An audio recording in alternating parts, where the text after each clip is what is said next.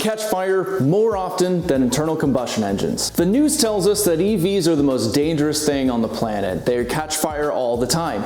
But is it true? Let's talk about it. A while ago I made a video about racetracks banning EVs and hybrids from tracks because of how difficult their fires are to put out. Of course, that sparked a conversation about whether EVs catch fire more often or not, and with lots of conjecture from both the pro and the anti-EV camps. And since the truth is often stranger than fiction, I wanted to dive into it and get to the facts of the matter and find out truly whether EVs are as dangerous as the media portrays them. If you watch the news these days, you will see story after story about EVs catching fire and causing infernos that you could swear it's a national emergency.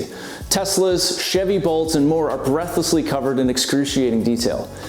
That nonstop coverage has made it seem like stepping into an EV is the single most dangerous thing you could do.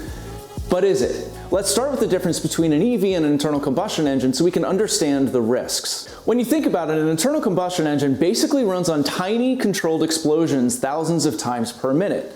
Those explosions are fueled and lubricated by two flammable liquids stored within the car.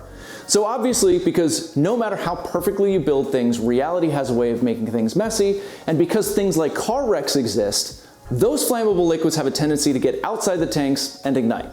Now, what about EVs? Well, clearly they don't have gas and they don't run on explosions, they run on battery power. But most EV batteries contain lithium, graphite, and a liquid electrolyte, all of which are combustible. When an EV battery overheats or it's damaged or punctured, it can short circuit and combust. But here's the difference. With an oil or gas fire, it takes 300 to 1,000 gallons of water to extinguish, and once the fire's out, it's done and unlikely to start again. EV fires, on the other hand, require 30,000 gallons of water because they're chemical reactions. See, a fire needs three things: fuel, oxygen, and heat to start and continue burning. In an internal combustion engine, the water stops the fire from consuming oxygen to burn and cools the material. It doesn't take as much water to do that. Once the fire is out, it would need an external heat source or a spark to reignite. In an EV, the fuel source is the chemicals and components in the battery itself, and as long as these chemicals are reacting, heat is being generated internally and the fire will keep burning. Even if you extinguish it, the chemicals can keep reacting, continuing to produce heat and start the fire up again, even days later. That's why it takes so much water to extinguish and why the fires are so dangerous. The recommended practice right now is to dump the car into a body of water, which cuts off the supply of oxygen. It's not exactly environmentally friendly. So EV fires are more dangerous, but are they more common? Estimates by the Phosphorus, Inorganic, and Nitrogen Flame Retardants Association reported 55 fires per billion miles traveled in internal combustion engines and 5 fires per billion for EVs. That's a big difference.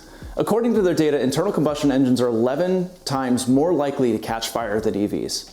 What about hybrids? They have flammable liquids and chemical catalysts. Analysts from Auto Insurance Easy examined the data from the National Transportation Safety Board on the number of car fires and compared it to the sales data from the Bureau of Transportation Statistics. Hybrid-powered cars were involved in about 3,475 fires per every 100,000 sold. Gasoline-powered cars were about 1,530. EVs only accounted for 25 fires per 100,000 vehicles sold. The Swedish Civil Contingencies Agency reported that in 2022 there were 23 fires in 611,000 EVs. That's 0.004% that year. Internal combustion engines, on the other hand, had 3,400 fires in 4.4 million cars, or 0.08%. This data shows EV fires being 20 times less likely to happen than internal combustion engine fires. Another group, EV FireSafe, funded by Australia's Department of Defense, looked at EV and plug-in hybrid fires worldwide and found only 511 electric car battery fires, ever, out of 40 million EVs worldwide from 2010 to June 2024. Compare that to the estimated over 210,000 vehicle fires in 2023, and it's a pretty clear difference. On fun fact, car fires account for 15% of all reported fires worldwide.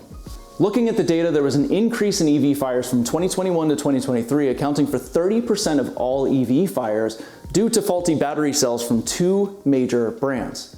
Once those were recalled, numbers went back down by more than half annually. Another interesting thing I found in my research is that no official crash test has ever caused an EV fire. So clearly EV fires are far less common than internal combustion fires, but they're clearly more dangerous. In fact, several racetracks have banned EVs and hybrid cars from driving on the tracks due to the increased risk. Mostly though, that's due to the difficulty of putting out the fire. Most racetracks are small businesses and they have limited budgets, so they're working with fire suppression technology that hasn't been updated in decades, which makes sense. They're sticking with what's always worked.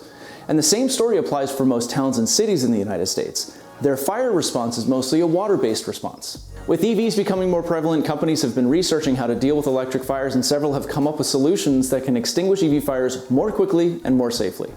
We're going to see more and more EVs on the road, and this technology is going to get more affordable, so we're going to see this technology becoming more widespread, which will reduce the danger of these fires. So here's the conclusion. Based on every piece of information I could dig up, EV fires are far less frequent than internal combustion fires. Then again, EVs are new, and the news wants to report on anything controversial because, as they say, if it bleeds, it leads. So of course they're going to cover it more often to make it seem like a bigger issue.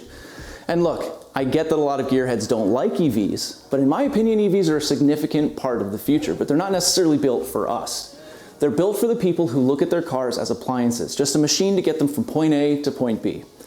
For gearheads like us, there are some performance models, and those can be an absolute blast. There will be more options for us. We all like cars that sound great, and EVs, well, they just don't.